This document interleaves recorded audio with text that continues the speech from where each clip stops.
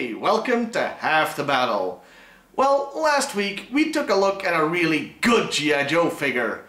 So, of course, the universe has to compensate for that by giving me a really bad figure to review this week. Well, I say the universe, I really mean the alphabet. Anyway, let's take a look at Bushido. His first figure was released in 1993 with, one original body part. Yeah, this toy reuses the entire body of a different figure, Nunchuck in this case, and he only gets a new head sculpt. And the head is easily the most ridiculous thing about this guy. First of all, the helmet is part of the mold. It's not removable. Boo!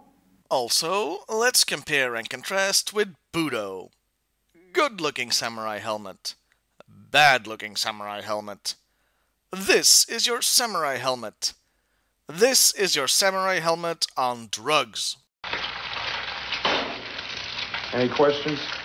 And since I can't seem to stop talking about this guy's helmet, and remember, I still don't know what a double entendre is, I'll add that the horny part of his helmet has the unfortunate habit of discoloring over time. On my version here, it's turning yellow, while it's supposed to be just as white as the other parts of the figure. Like all Ninja Force figures, this one has a special move gimmick.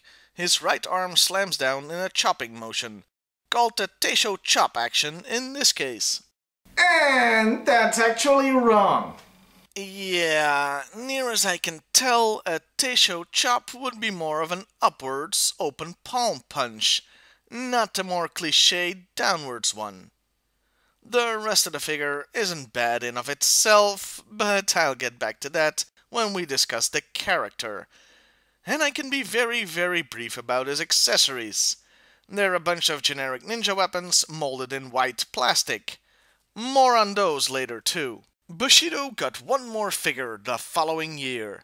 1994 brought us Shadow Ninja Bushido. Yeah, what we've got here is two gimmicks in one toy. Imagine my joy. He's still got a spring-loaded chopping arm, but you'll notice the colors on this toy are a bit weird. There's a good reason for that. And when I say good, I mean stupid. Very, very stupid. You see, this thing changes color when you put it in warm water. It goes from blue to something approaching white. Now, I think my stance on gimmicks is pretty well known at this point. I don't like them, but I understand that they can be great for kids. In this case, though, I think they're a bad idea. And here's why. If little Jimmy wants to change the figure's color, he's gonna need warm water. And while we'd all like to think he'd just ask his parents, we know that little kids can be unguided ballistic missiles of stupid.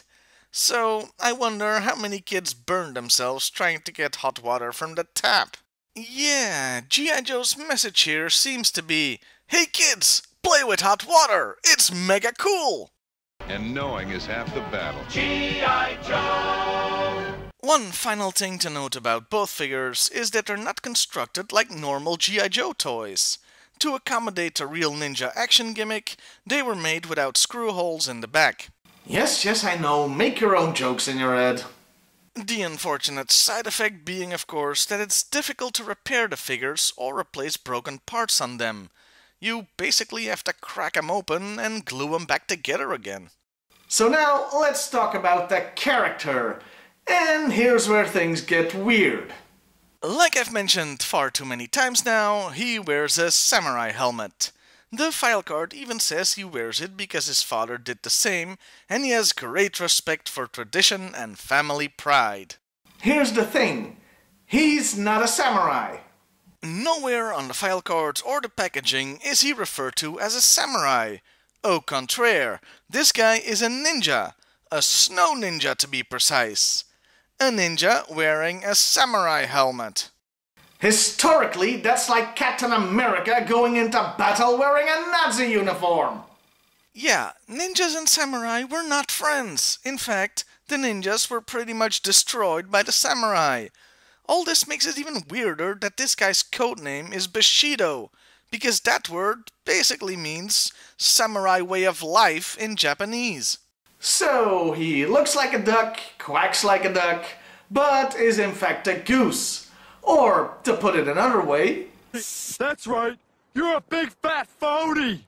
Leaving all that to one side, what's this guy's deal?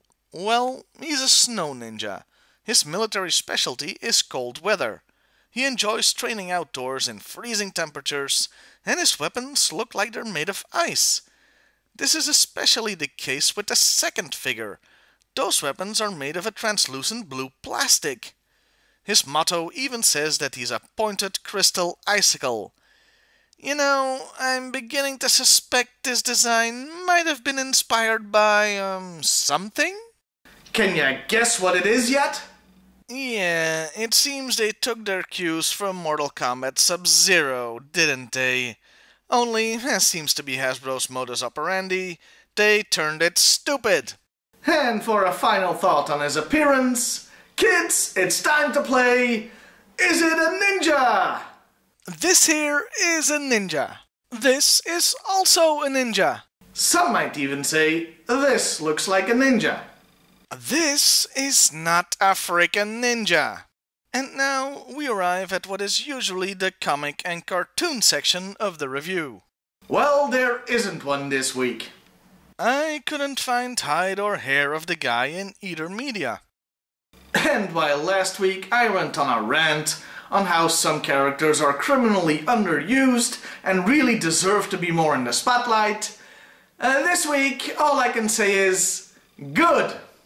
So, that was Bushido. The toys travel somewhere on the road between meh and ridiculous, and I'd avoid them unless you're a completist.